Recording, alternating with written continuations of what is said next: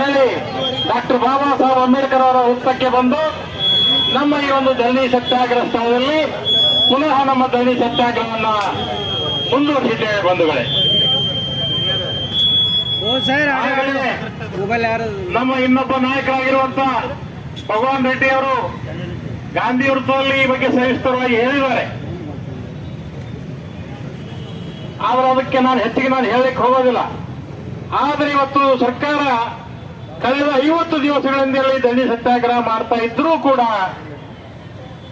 ಇನ್ನೂವರೆಗೆ